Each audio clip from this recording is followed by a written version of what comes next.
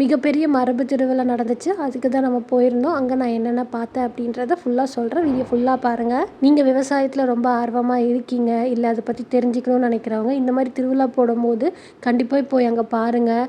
நான் இன்றைக்கி சேலமில் நடந்த மரபு திருவிழாவுக்கு போயிருந்தேன். இது எங்கே நடந்துச்சுன்னா லிட்டில் ஃப்ளவர் ஸ்கூலில் நடந்துச்சு. நம்ம ஆல்ரெடி லாஸ்ட் மந்த் ஒரு மரபு திருவிழாவுக்கு போயிருந்தோம்.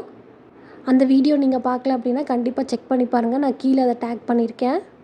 நம்ம இந்த திருவிழா போகும்போது ஏராளமான தக்காளி வெரைட்டி வச்சுருந்தாங்க. அப்புறம் ஏராளமான இந்த தட்டை அவரை, அப்புறம் பச்சை மிளகா.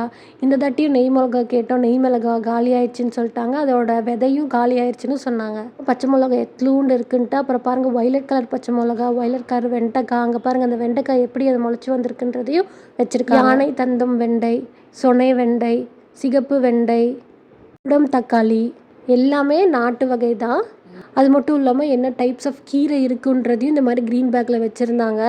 இந்த மரபு திருவிழாவில் ஏராளமான நாட்டு காய்கள், அப்புறம் ஏராளமான நெற்பயிர்கள், நவதானியங்கள், அப்புறம் ஒவ்வொரு நெல்லும் எத்தனை நாள் ஆச்சுன்றது ஒரு டப்பாவில் போட்டு அதோட நாட்களை குறிச்சிருந்தாங்க. இந்த மரபு திருவிழாவில் மரப்பாச்சி பொம்மை, பழங்காலத்து பொருட்கள், இங்கே பாருங்கள் பொட்டுக்குச்சி, மைக்குச்சி, அந்த கொண்டை ஊசி, மேக்கப் ப்ராடக்ட்ஸ் அந்த காலத்தில் யூஸ் பண்ணது எல்லாமே வச்சுருந்தாங்க டிஸ்பிளே. அந்த காலத்தில் யூஸ் பண்ண கத்தி எல்லாமே வச்சுருந்தாங்க. ரொம்பவே பார்க்க பிரமிப்பாக இருந்தது.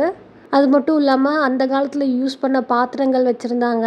இதோட பேர் கேட்டிங்கன்னா ஒன்று குந்தாணி, ஒன்று படி, இன்னொன்று மரக்கான, ஆலாக்கு. உங்களுக்கு ஏதாச்சும் அது பேர் தெரிஞ்சிச்சுன்னா கண்டிப்பாக கமெண்ட் செக்ஷனில் சொல்லுங்கள்.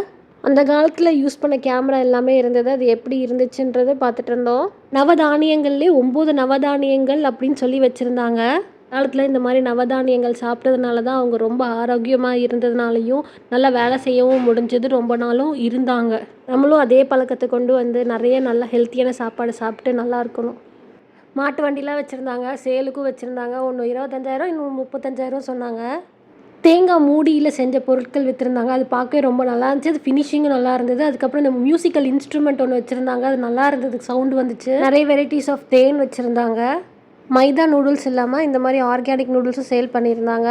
ஆனால் ஓலையில் செஞ்ச பொருட்கள் வச்சுருந்தாங்க. கிளுகிளுப்பு வச்சுருந்தாங்க. போன தாட்டி நான் போயிருந்த மரபு திருவிழாவும் சரி, இந்த தாட்டி நான் போன மரபு திருவிழாவும் சரி, எனக்கு ரொம்ப பிடிச்சதே வந்து இந்த மண்ணில் செஞ்ச பொருட்கள் தான். ரொம்ப அழகாக இருந்தது, நுணுக்கமாக செஞ்சுருந்தாங்க. அதோட ஃபினிஷிங்கும் பார்த்தா அவ்வளோ சூப்பராக இருந்தது, பார்க்கவே ரொம்ப அழகாக இருந்தது. இந்த பாருங்கள் இந்த மாடு வச்சுருந்தாங்க, ரொம்பவே அழகாக இருந்தது. அதோட அந்த ஃபினிஷிங்கும் அந்த பெயிண்டிங் எல்லாமே சூப்பராக இருந்தது. எனக்கு இதில் எல்லாமே ரொம்ப பிடிச்சிருந்தது. ஆனால் கொஞ்சம் விலை பிட் ப்ரைஸின்ற மாதிரி இருந்தது. பட் ஓகே, அந்தளவுக்கு வேலை நுழைப்பாடு இருந்தனால அந்த விலை சொல்கிறாங்க போல். உங்களுக்கு இந்த வீடியோ பிடிச்சிருந்தா கண்டிப்பாக லைக் பண்ணிக்கோங்க. உங்கள் ஃப்ரெண்ட்ஸ் அண்ட் ஃபேமிலிக்கு கண்டிப்பாக ஷேர் பண்ணுங்கள். தேங்க்ஸ் ஃபார் வாட்சிங்.